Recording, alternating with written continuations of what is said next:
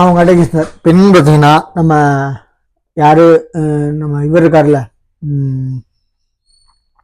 GV Prakash இவருக்கும் இவங்க மனைவிக்கும் சைந்தவி அவங்களுக்கும் டைவர்ஸ் ஆயிடுச்சு. பரஸ்பரம் ஏன்னா 2 பேரும் மியூச்சுவலா சரிங்களா, மியூச்சுவல்னா ஒத்து போய் 2 பேரும் மனசார ஒத்து போயிட்டாங்க. ஒத்து போய் டைவர்ஸ் பிரிஞ்சு அது என்ன பிரச்சனை பேச வரல. ஆக்சுவலி இவங்க பண்ண வேலை பல இடத்துல பல ஆளுங்களுக்கு முன்னுதாரணமா சின்ன வயசுல சின்னவங்களா இருந்தாலும் ரொம்ப அறிவுத்தன்மையா இந்த ஃபேஸ்புக்ல சோசியல் மீடியால சண்டை போடுக்கிறதும் பொது இடத்துல சண்டை போடுக்கிறதும் கம்ப்ளைண்ட் கொடுக்கறதும் காசு கேட்டு மிரட்டுறதும் என்னைய வச்சு வாழுன்னு சொல்லி மிரட்டாமையும் ரொம்ப டீசெண்டா 2 பேருமே பேசி ரொம்ப சுமூகமா ஒரு குடும்ப சண்டை மாதிரி பிரச்சனை அவங்களுக்குள்ள பேசி 4 சவத்துக்குள்ள இதுதான் சொல்லுவாங்க அந்த காலத்துல, குடும்ப சண்டையை ரோட்டுக்கு வராம 4 சவத்துக்குள்ள வச்சு முடிச்சுக்கோன்னு சொல்ற மாதிரி கரெக்டா பேசி முடிவு பண்ணி வெளில வந்துட்டாங்க. இப்ப 2 பேருமே ஒரே அதாவது படத்துறை இதுல இருந்து வந்ததுனால பாடகி இவங்க வந்து மியூசிக் டைரக்டர்னால இவர் இப்போ ஒரு 4-5 ஷோ நடத்தும்போது சைந்தவி அவங்க பாட சொல்லி இவரும் பாடுறாரு இவரும் வாசிக்கிறாரு. இந்த மாதிரி வர மியூச்சுவல் அண்டர்ஸ்டாண்டிங் யார் ஜீவ் சொல்லியிருக்காரு, நான் கடைசி வரைக்கும் அவங்க கூட பேசுவேன் அதையும் சொல்லியிருக்காரு. பேசாம வந்து மியூட் மாதிரி இருக்கல, அமைதியா இருக்கல, மியூட் பண்ணிட்டு என் வாய இருக்கல, பேசுவேன். திருமணமானதுக்கு பிறகு சில காரணங்களால் காரணம் சொல்ல, ஏன்னா அவங்களுக்குள்ள மியூச்சுவலா பேசி பிரிஞ்சுட்டாங்க. அது ரொம்ப நல்லது. பிரிஞ்சுட்டது இல்லை, பேசி பிரிஞ்சுட்டாங்க. ரொம்ப ரொம்ப நல்லது. பிரிஞ்சுட்டாங்கன்னு சொல்ல பிரிஞ்சது வருத்தம் தான். ஏன்னா இவ்வளோ தெளிவா யோசிக்கிறவங்க கொஞ்சம் பேசி சேர்ந்துருக்கலாம். ஆனா அவங்களுக்குள்ள ஒத்து போகிறதுனால பிரிஞ்சாங்க, பரவாயில்ல.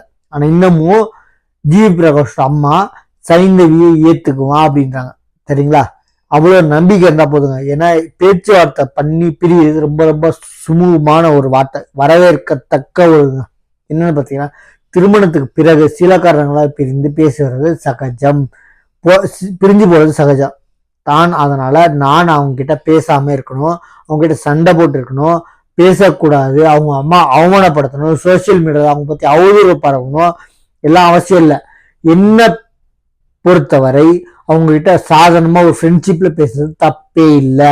நாங்க பேசி என் குடும்ப திருமண வாழ்க்கையை மட்டும்தான் பிரிச்சுக்கிட்டு இருக்கோமே தவிர எக்காரத்தை கொண்டு பேசாம இருக்க மாட்டேன். கடைசி வரைக்கும் ஒரு நல்ல தோழின்னு இருக்காங்க. இதை வந்து எப்படி பாக்குறீங்கன்னா ரொம்ப ரொம்ப வரவேற்கிறது. ஏன்னா இப்போ ஒரு கோர்ட்ல இப்போ 2022 ஒரு கோர்ட்ல போகும்போது ஒரு ஜட்ஜு வந்து கிரிமினல் கோர்ட்ல இன்னும் இவ்வளவுதானே அப்படின்னாரு. நீங்க எப்படியே போயிட்டு ஃபேமிலி கோர்ட்ல ஒரு விளையாட சொன்னார்.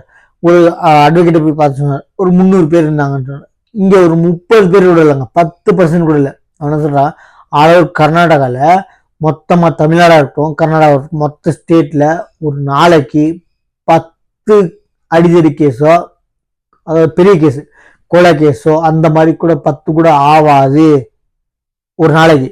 ஆனால் ஒரு நாளைக்கு 300 கேஸுகள் பெருகிருச்சு, ஃபேமிலி கேஸ். அதாவது கர்நாடகா மொத்த தமிழ்நாடு மொத்த ஸ்டேட் எடுத்தீங்கன்னா அவ்வளவு பெருகிருச்சு அப்படின்னா பாருங்க. கொலை கேஸ் கம்மின்றாரு, அவர் வந்து கம்மியா ரொம்ப கம்மியா இருக்கு, ஏன் ஜாஸ்தி ஆகுன்னு கேட்கல.